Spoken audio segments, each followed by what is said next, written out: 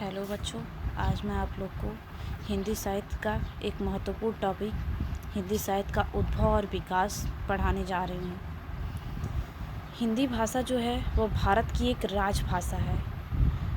इसको संविधान के भाग 17 में अनुच्छेद 343 से 351 के अंतर्गत हिंदी को भारत की एक राजभाषा के रूप में दर्जा दिया गया है।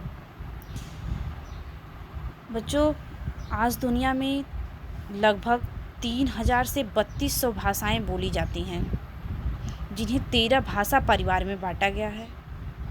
लेकिन जो हिंदी है वो भारोपीय भाषा परिवार का हिस्सा है। भारत में 4 भाषा परिवार हैं। भारोपीय हैं, द्रविड़ हैं, आस्ट्रिक और चीनी तिब्बती हैं। सबसे ज़्यादा भारोपी का रेशियो है 73% है, द्रविड़ का 25%, आस्ट्रिक का 1.3% और चीनी तिब्बती का 0.7%। भारोपी भाषा परिवार जो है वो हिंदी, राजस्थानी, गुजराती, पहाड़ी और बिहारी में बोली जाती है। मलयालम, कन्नड़, तेलुगु, तमिल द्रविड़ भाषा परिवार के अंतर्गत आते हैं और दक्षिण एशिया, पूर्वी एशिया ये आस्ट्रिक भाषा परिवार के अंतर्गत आते हैं। भारोपी भाषा परिवार को 2 वर्गों में बांटा गया है, सतम वर्ग और केतुम वर्ग। सतम वर्ग जो आर्मीनी भाषा है, अल्बानी भाषा यहाँ जो है, भारत ईरानी भाषा इसको भी कहते हैं। केतुम वर्ग इटैलिक ग्रीक भाषा, एशिया अन्य यूरोपीय भाषा जो फ्रेंच, अंग्रेजी, जर्मनी, इसमें 3 भाषाएं आती हैं।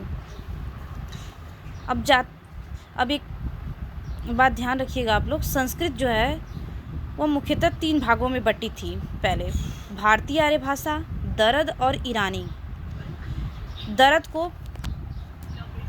दरद को पंजाबी, डोंगरी, हिमाचली और कश्मीरी के नाम से भी जाना जाता था और ईरानी को उर्दू, अरबी, फ़ारसी, दारी, पश्तो इत्यादि के नाम से जाना जाता था।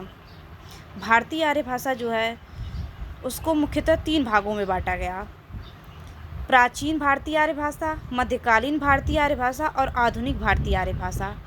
प्राचीन भारतीय आर्य भाषा का समय है 2000 BC से 500 BC। मध्यकालीन भारतीय आर्य भाषा का समय है 500 BC से 1000 AD और आधुनिक भारतीय आर्य भाषा का समय है 1000 AD से वर्तमान तक। जो प्राचीन भारतीय आर्य भाषा है उसको 2 वर्गों में बांटा गया है, वैदिक संस्कृति और लौकिक संस्कृति।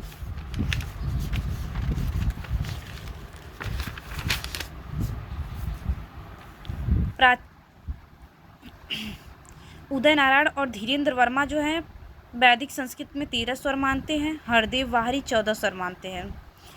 अब जैसे ये क्रम आप लोग ज़रूर ध्यान रखिएगा क्योंकि ये कंपटीशन में ऐसे क्वेश्चन ज़रूर आते हैं। देखिए, वैदिक, लौकिक, पाली, प्राकृत, अपभ्रंश, अवहट्ट और हिंदी।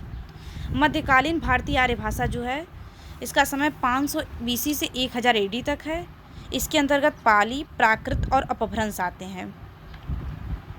पाली का समय 500 BC से 1 AD से 500 AD और 500 AD से 1000 AD तक। इसको प्रथम प्राकृत भी कहते हैं, किसको? पाली को। प्राकृत को इसको द्वितीय प्राकृत भी कहते हैं और अपभ्रंश को तृतीय प्राकृत भी कहते हैं। इसी प्रकार की वीडियो की जानकारी के लिए आप लोग मेरे चैनल को सब्सक्राइब करें, लाइक करें और अधिक से अधिक शेयर करें।